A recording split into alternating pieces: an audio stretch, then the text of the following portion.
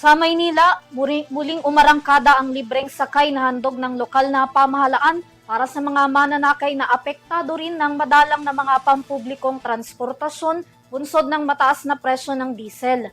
Ngunit bukod sa mga mananakay, patuloy din ang suporta ng Manila LGU sa mga tsuper na makatanggap pa rin ng tulong pinansyal. Si Graciela Corazon para sa balita. Libreng sakay handog ng pamahalaang lungsod ng Maynila umarangkada na ngayong araw sa ikalawang pagkakataon. Muling umarangkada sa buong Kamaynilaan ang handog na libreng sakay ng pamahalaang lungsod ng Maynila para sa mga commuters.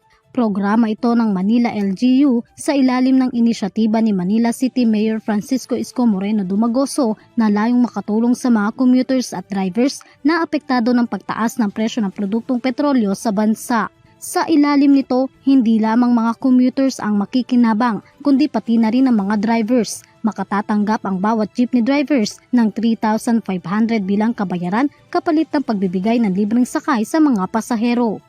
Upang makalibre sa pamasahe ang mga mananakay, tiyakin lang anya na sumakay sa mga jeep na kabilang sa programa. Paano makakasiguro kung ang isang jeep ay may libreng sakay, may nakapaskil na karantula o tarpaulin ang bawat jeep na kabilang sa naturang programa.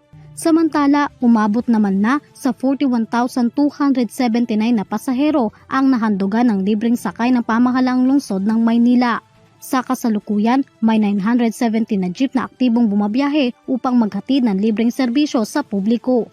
Matatandaan na unang ipinatupad ang programa noong March 30 at 31 at muling ipinagpatuloy ng Manila LGU ngayong araw na tatagal hanggang April 8, 2026. Binigyan din naman ng pamahalaang lungsod na ang libreng sakay ay mula sa mga taxpayers ng Maynila. Ito ay upang makatulong hindi lamang sa mga commuters kundi pati na rin sa mga jeep, drivers, operators at negosyante.